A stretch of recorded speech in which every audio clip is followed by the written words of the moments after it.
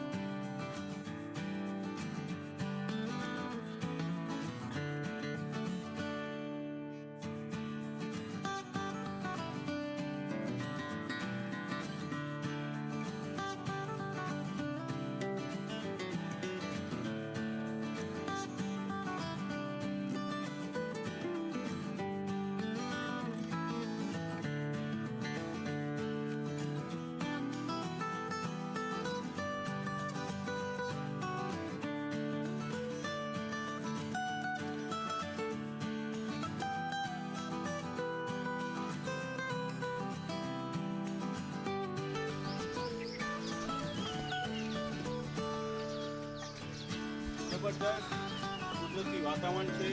અહીંયા પક્ષીઓનો કલરવ છે, અહીંયા મોર ઘણા બધા છે અને અહીંયાથી રસ્તો નજીકથી જાય છે, નલિયા તરફ જાય છે, જખો તરફ જાય છે.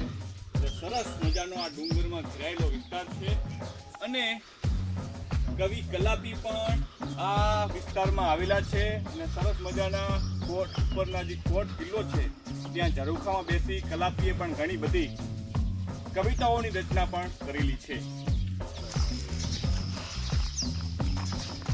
ચલો તમને બતાવીએ રોહા ફોર્ટ, રોહાનો કિલ્લો. નમસ્કાર, જય હિન્દ, જય જવાન અને જય કિસાન. નવા વ્લોગની શરૂઆત કરી રહ્યા છીએ ત્યારે તમે અમારી ચેનલ ઉપર નવા હોય તો જરૂરથી લાઈક કરજો, કોમેન્ટ કરજો અને સબસ્ક્રાઈબ કરવાનું ભૂલતા નહીં, કારણ કે તમને અવનવા વિડીયો સરસ મજાના અમે બતાવતા રહીશું.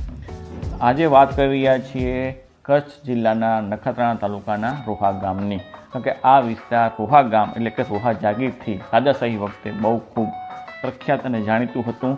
તે વખતે રોહા જાગીરની અંદર 52 ગામોનો સમાવેશ થતો હતો.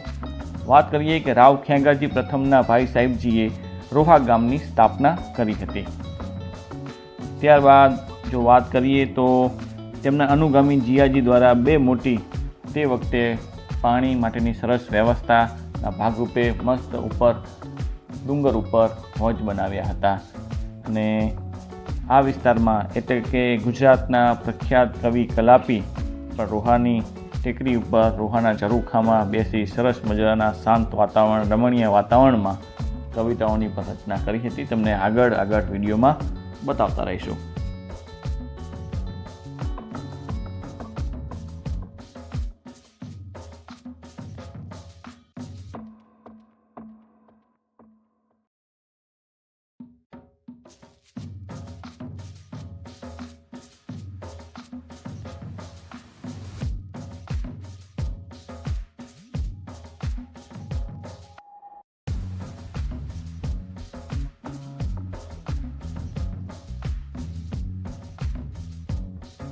એક સમય હતો કે રોહામાં જાહો જલાલી હતી.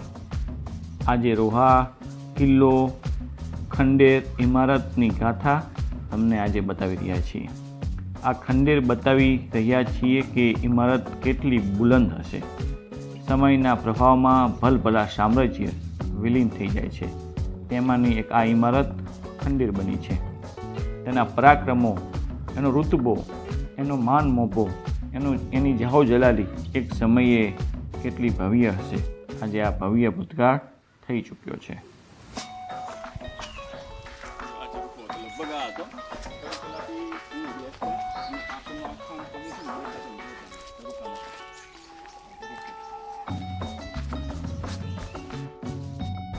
અત્યારે હયાતરૂપી તેના અસ્તિત્વરૂપી આ ખંડેર ઇમારત છે. અહીં માનવામાં નહીં આવે, એક કાળે નગર વસતું હતું, નગરનો સમ્રાટ વસતો હતો.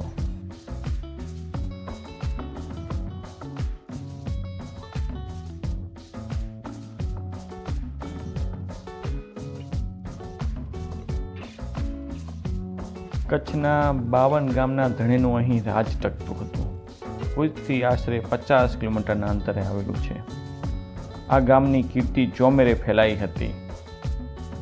કચ્છના રાજાશાહીના રોહા જાગીર સ્વતંત્ર જાગીર, એના અધિકારો સ્વતંત્ર હતા. 52 ગામોમાં તેનો કાયદો વ્યવસ્થાની સ્થિતિ બહુ સારી હતી.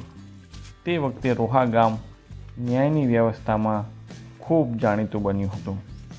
કાયદો વ્યવસ્થા તે વખતે રોહા ઘણું આગળ હતું. આશરે 1500ની વસ્તી ધરાવતું ગામ ડુંગરની તળેટીમાં વસેલું છે. રાજાશાહી વખતે તમામ મુખ્ય સુવિધાઓ રોહામાં હતી. જીયાજી નામના જાગીરદારે ડુંગર ઉપર પાણીના મોટા ટાંકા બનાવ્યા હતા અને પાણીની સરસ મજાની વ્યવસ્થા હતી.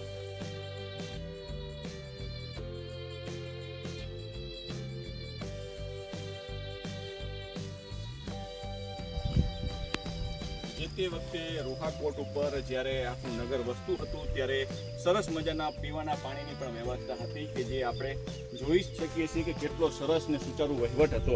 જો પાણીની આવ જે અહીંથી ચાલુ થાય અને અહીંથી પગથિયાથી પાણી આવે અને સ્ટોરેજ થાય, એકદમ ક્લીન પાણી હતું. અહીંયા કોઈ બીજી જે પાણીની વ્યવસ્થા હતી એકદમ શુદ્ધ અને લોકોને પીવાનું પાણી મળતું હતું. એવી સરસ મજાની આ નગરની વ્યવસ્થા હતી. 52 ગામનું રાજ હતું અને 52 ગામનો રાજવી અહીંયા સરસ સુચારુ વહીવટ કરતા હતા, જે આપણને દેખાઈ રહ્યું છે.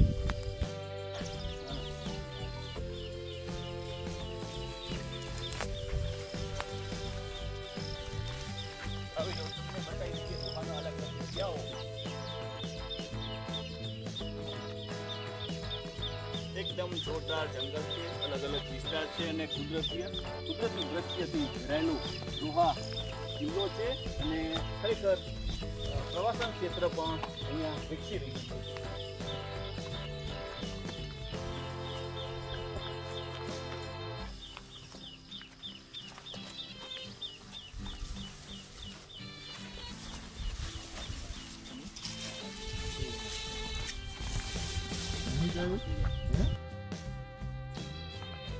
તે સમયે રાજાશાહી વખતે રાજવી પરિવારો દ્વારા દર વર્ષે ભીમ 11ના દિવસે આ રોહાના કિલ્લામાં આવેલા પાણીના ટાંકાની પણ સફાઈ કરવામાં આવતી હતી.